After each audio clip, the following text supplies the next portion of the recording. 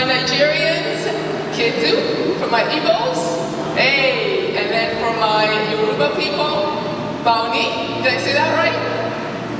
No Yorubas. Rwandans in the house? Anybody?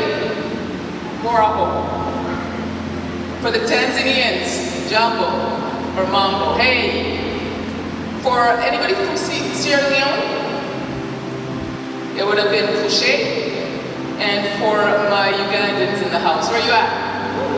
Muli Muchama Nyama Neva Sebo. Nice to see you. They were very welcoming when I was in the kitchen. We had a nice little moment. So anyway, my name's Carolyne Rashford. I was born in Uganda, Kampala, Uganda, a long time ago. I just talked to somebody in the kitchen, and they were talking about how long I've been here, and I've been here longer than they were alive. So I'm not going to tell you how old I am, but I've been here a long time. Born in Uganda. Obviously, we know our history with Idi Amin. My mom moved us to Kenya when Idi Amin came into power, and so I lived in Kenya for 7 years before moving to Canada. But what I do want to speak to you guys about is your incredible journey, your resilience, your strength, the hardships that you faced, and recognize that, as Jules said, you're here now, and understanding the opportunities that you have to move forward in your lives. I read the article that Dean wrote, and I want to say, is Herbert Diba here? Or online? Herbert? I know that Herbert came up with the phrase Rainbow Kings and Queens. I know that there's 350 strong. I don't know if that number has increased. It's increased. So the number obviously is by how much? 410. Look at you guys, 410. 414. The number's increased by the minutes. We have 450. I know that you guys, are a strong group, and as Jules said, remember where you come from. I have never forgotten where I came from. It's funny because I still call Uganda home. I've lived my life, most of my life here, and I still call Uganda home. I was home recently in March. My mom passed away, so I went back home here again. Home. I went back home for her funeral, but I will tell you that there's nothing that feels more comfortable than stepping on that soil when I get off the plane in Entebbe and feeling like I'm completely comfortable there. What saddens me is that you don't feel that. It saddens me that the place that you were born in, and the place that you should feel comfortable in, the place that everybody else looks like you and speaks like you, is not a place where you feel comfortable. And so I am incredibly sorry that is what your life is. I know that you have had monthly meetings and you started in a small space when you first got here, and it's wonderful to see that you've grown into this space and you'll probably continue to grow into this larger area. I was looking forward to chapati, but apparently there's no chapati in the house today.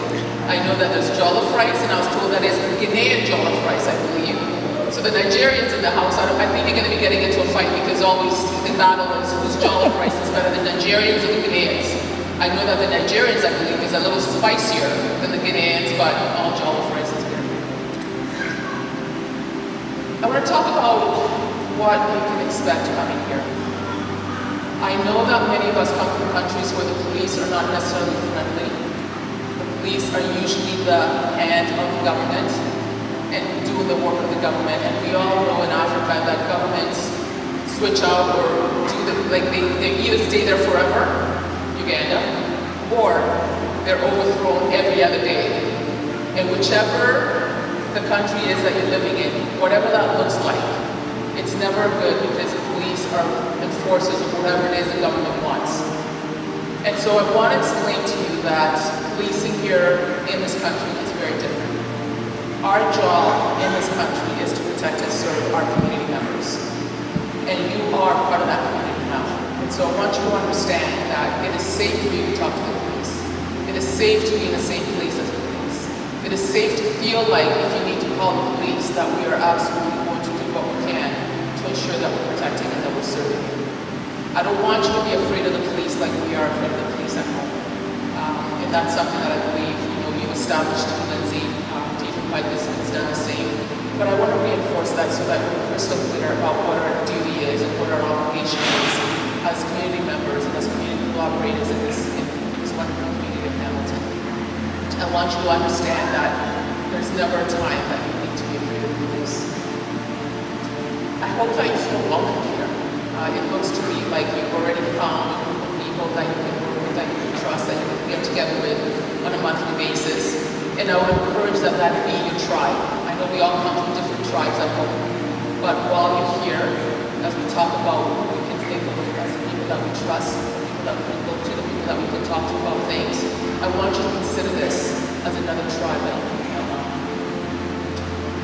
I know that we are always referring to the things in the new country that we need to learn.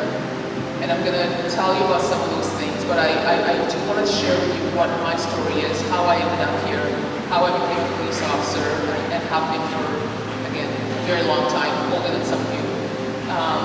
Because I think it's important for you to understand that as hard as things may seem right now, and as difficult as every step that you take may seem, I want you to know that in this country, there's a future. I want you to understand that if you put the work in, you live by the laws of this land, and you do the hard work that you need to do, there's a future here for you, and you can accomplish the things that you put your mind to. So again, as I said, I was born in Kampala, Uganda, moved to Kenya during Idi Amin times. While we were in Kenya, my mom realized that there might be better opportunities elsewhere, and so she started looking outside of Kenya to try and find where those opportunities are. She first thought that we would go to America. So glad we didn't do that, because I don't think I would want to be living in the United States right now. My mom was trained as a nurse in England, and she thought that maybe that might be another place that we could go to, because she still had friends there. But England was going through its own battle with racism in the 80s when we were looking to move. And so mom thought that it was best not to go there. While she was working in Kenya, we lived, who are the Kenyans in the house? Who are the Kenyans? Do you guys know where Tumutumu is? Oh my God, yes. I lived in Tumutumu. My mother worked at Tumutumu Hospital. She was matron at Tumutumu Hospital. I went to Yeri Primary School. Hey. Right? There you go. So she met a beautiful couple from Canada while we were in Tumutumu. And they encouraged her to think about coming to Canada. And mom, wasn't quite sure she wanted to do that yet. She always had hopes of moving back to Uganda. Had hopes that things would settle down in Uganda. But for all of us who are from Uganda, we know that things just haven't really quite settled. We just live with what it is. And that's what most of us do in Africa. We live with what it is. And we just learn to be strong. We learn to count on each other and not to count on the government or any government agency for that matter, because we know that they don't always work.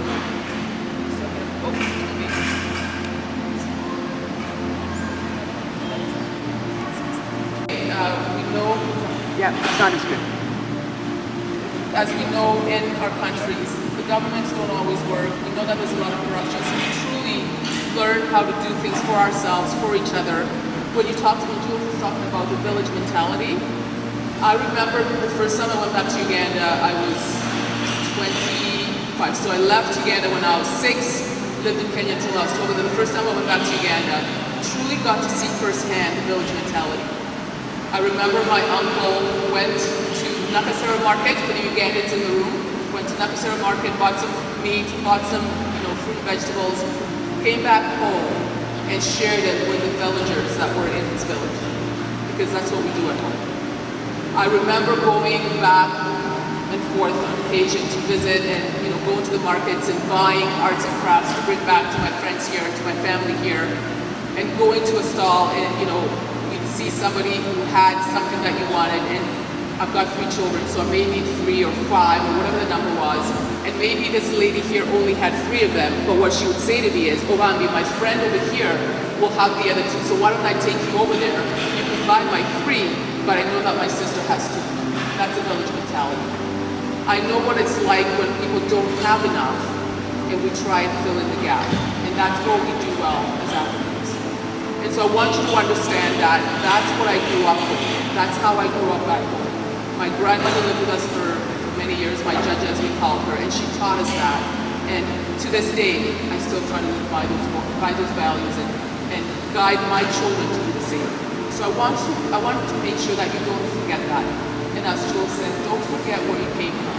Don't forget that as you come here, and I know that it was the same for us, as you come here, you have to think about our people back home. My mother sent money home every single year that she was here. She sent money home to her brothers and sisters to pay for school fees.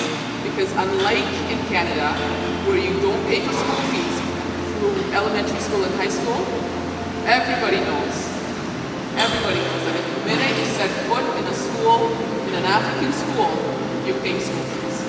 And we know that they're expensive. So I want you to remember about your people at home. So back to my mom's story. We moved from Tumutumu, we end up going to Thika Town. Does anybody know where Thika Town is? Yeah, there you go. We moved to Thika Town, and it was in Thika that she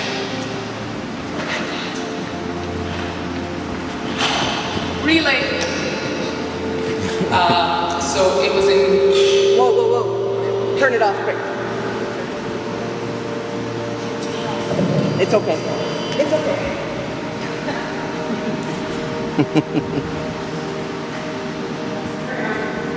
Okay, we're back. It was in Thika that my mom made the final decision to move to Canada.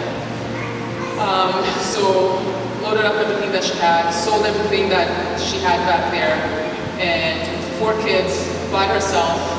We were age, 12, 10, 9, and 8. She brought 4 kids by herself, and at the time, because she was a nurse and she got a job, it was in some itty-bitty little village in Alberta. We were the first black family to move into this place, so you can imagine what that was like. And I want to share with you that we face racism, and it's something that you might face, and we'll get into that a little bit later. But the one thing that we knew was that we were safe. The other thing that we knew was that if we worked hard enough, we would be able to achieve the goals and dreams that we set for ourselves. And my mom reminded us of that every single day.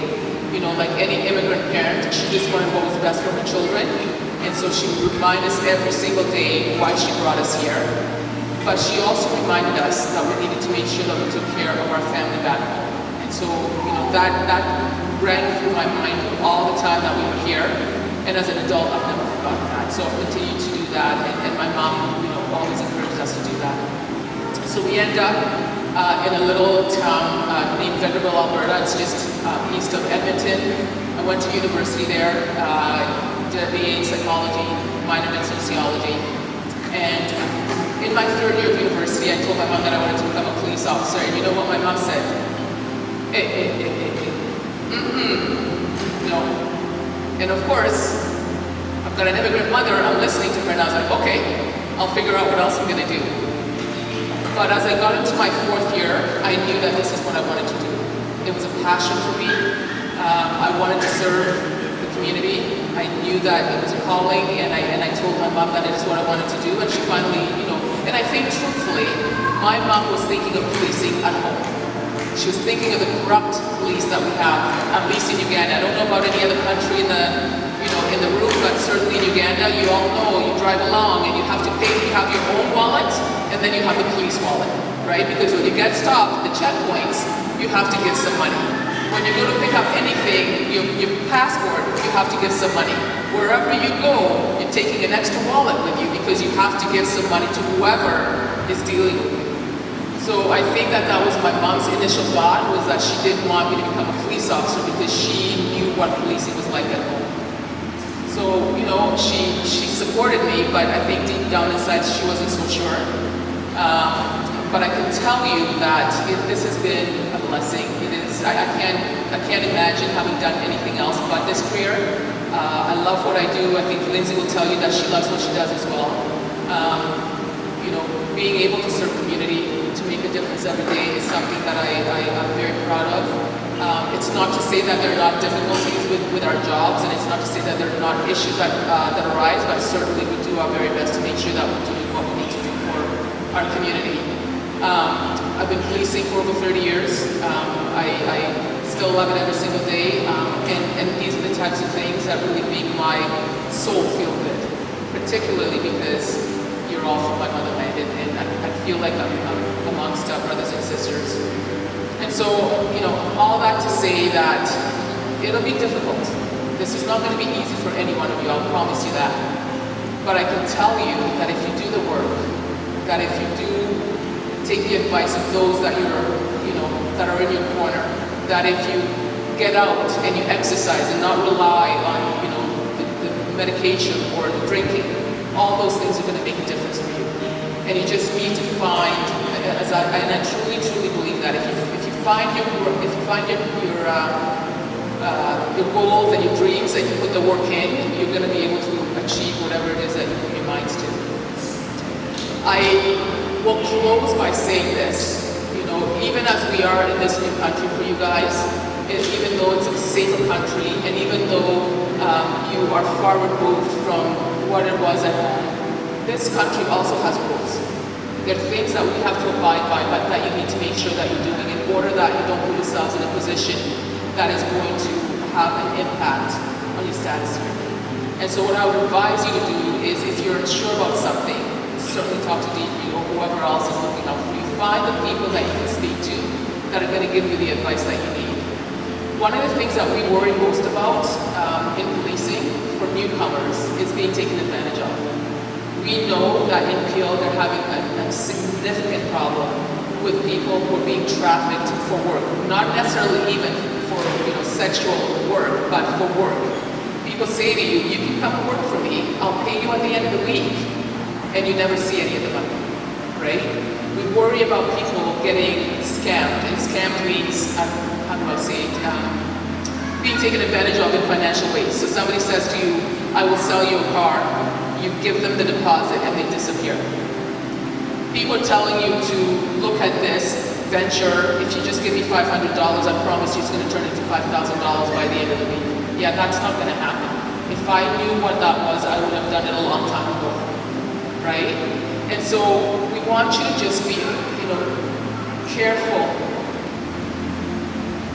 Just be careful about the information that you're getting and who you're getting it from. I would say to you that if somebody's offering you anything, fact check it. Speak to Deidre, speak to whoever else that you need to speak to, and make sure that it is an actual job, an actual transaction that's going to work for you, something that's not going to get you in trouble with your status. I'm going to speak only for the Ugandans in the room. I know that we like to drink. Am I right? Talked about weddings. Well, guess what? They drink at funerals too, because I saw it in March. I'm going to say to you that there's nothing wrong with enjoying a beverage here and there. The problem that happens is if you're enjoying too much and we get called, and then there's an issue. So as long as you're drinking responsibly, not a problem. But if it gets out of control, not only are we sometimes getting involved, but then you put yourself at risk and your status in this country at risk. What are some of the other things?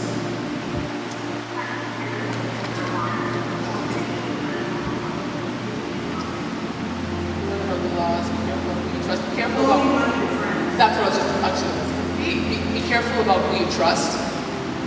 I remember my mom saying to me at a very, very young age that you don't loan money to friends. Absolutely true, but you are all in a position where you need every single dollar that you get. And I know that at home we're very caring, we're very sharing, we don't want to see anybody not get what they need, but you have to. The unfortunate thing about being in this country is sometimes you have to be a little bit selfish. And you have to make sure that you're looking out for you first, because you can't help anybody else if you can't help yourself. You have to remember that you're here by yourself. And although I'm talking about the tribe, but truly, you're here by yourself unless I saw a couple little babies running around. But truly, even then, you're here by yourself looking after them, right? So make sure that you're taking care of yourself first. Make sure that whatever it is that you're trying to get into or whatever people are offering you, that you're checking with somebody. I can't stress that enough. Make sure that you're checking with somebody, because we have so many different cases of people getting taken advantage of. And unfortunately, once the money's gone, I can tell you, we rarely get it back. Rarely get it back. Even though you report to us, even though we know who the person is. They wouldn't be asking you for that money if they had their own money, right? So they get the money, they use it right away. Jules talked about drugs. We have an opioid problem here in Hamilton, and it's all over the country. You know, it's a road that leads nowhere. I've seen any number of newcomers who end up in difficult situations, and then it becomes a whole lot worse for that newcomer who's now potentially addicted to drugs in a new country, doesn't have the supports, mental health becomes an issue, and there's not a lot that we can do, right? So make sure that you're talking to each other, you're supporting each other, you're relying on your friends, your allies, all those people that are here with you, and whoever else is in your life to help you through those. And the last thing I'll talk about is mental health. I know how difficult it was for us to come here, and we came with a mom who loved us. We were all so excited, thought snow was great until we realized that it lasted for 6 months. It's exciting to come, but it's very difficult in this place, coming in as a newcomer, maybe not having the resources that you need, maybe not understanding everything that is required of you. And so when you're starting to feel like you're feeling down, reach out to people. Don't suffer in silence. There's nothing good that comes out of locking yourself in your room by yourself, not talking to anybody, not letting anybody know what you're going through. When I say to you that other people are going through the same thing, and I find it funny because I tell my kids this, and they're like, I'm the only one. You're not the only one. We all have stuff that we go through and we talk about it, right? So this is not like home where we don't talk about mental health. We talk about mental health here. We're trying to make it less stigmatizing. So make sure that if you're feeling a certain type of way and you feel like you need some help, by all means reach out to somebody so that you can make sure that it doesn't get worse and that you're taking care of it at the outset. In closing, I know that some people have mentioned that they might be looking at policing as a career. I can tell you that we love it. It's amazing. It's wonderful work. It's hard work, but it's very rewarding work. So whoever is looking to do that, I think I have a business card. If not, David has my contact information. We can certainly put you in touch with our HR department, and they can kind of walk you through what that process is. But I'm so excited for all of you. I'm so happy that you're all over here. It is a much safer place for you. I hope that you can all achieve all the goals and dreams that you've set for yourselves. I can't wait to hear all the success stories. And I look forward to seeing you guys all again. And as I will say in Swahili, Karibu, and in Uganda, Nueva Renyo, it's been wonderful speaking to all of you. Thank you very much.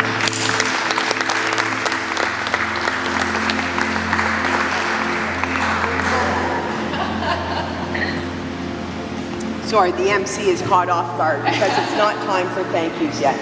Is this on even? It's not a great mic. Let me start again. Good evening, everyone. Good evening. I'm very happy to be here tonight. At least I had a light shedding today. Thank you so much, Madam, for all the encouragement that you have given unto us. And I would like to join the police. You look very nice. And again, I would like to have your business card, and then I book appointment to talk to you. I appreciate it. Thank you very much. Any other questions? Really? Not even one question? Where's DV? DV, I'm off the hook. I'm good. Thank you again.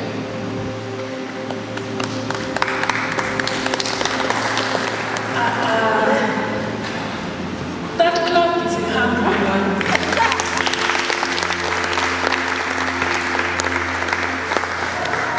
Johan is up, yes, dear. A question. My mother is a Kenyan. So you are my sister. Of course. You are really welcome, and we are so happy for what you have talked. At least we have learned something.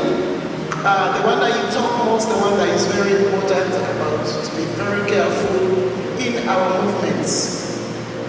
It's very, very important, more especially for we newcomers in Hamilton. About blocking ears, you have to mind your movements. It's very, very important. We really, really appreciate you. You too, Detector. We we appreciate you for coming here. We are so happy. Thank you so much. We hope to see you next time again and again. Yes. Thank you. I'll be brief because I expect the food is ready. But I'm going to start with two important stories. Early on, when Newcomers came, I was driving in a car, and we were moving furniture, I'm sure, and I had someone sitting next to me, and they saw a police officer, and they just started with terror. And I'd been to Kenya for a month, and I knew what had happened, and I said to him, "It's okay, you're safe." And it took him a while to breathe, because he thought the police car had stopped, and he thought we were going to be pulled over. And I want to tell you that tonight, you see, because I've been raised in Canada, when I saw the officers here, I felt safer. We all feel a little on edge this week. It is very upsetting. This is not a routine, regular thing that happens in Hamilton. It happens. It does happen, but rarely. And when I see the police, I feel like, okay, I'm safe. And I hope that change doesn't happen in a moment. But I hope the more time you spend with the officers and realize they are very much on our side, you'll start to feel more comfortable. That's the first story. The second story is, I'm going to be away in August while you guys do some of your celebrations. I leave just before the Wednesday. And one of the people I will get to see lives in Edmonton. Y'all know where Edmonton is? It's way far away, and it's up north. It's close to where you first went. The first refugee I ever sponsored, 20 years ago-ish, lives in Edmonton. And I will briefly tell you her story because I think it might be helpful. She was born in Uganda. She fled to Kenya. And she came at about 21 with one child. Okay? And she came the first day of September, and she had a fur coat on because everyone had told her she would freeze to death in Canada, and that she should not come to Canada, it was too cold.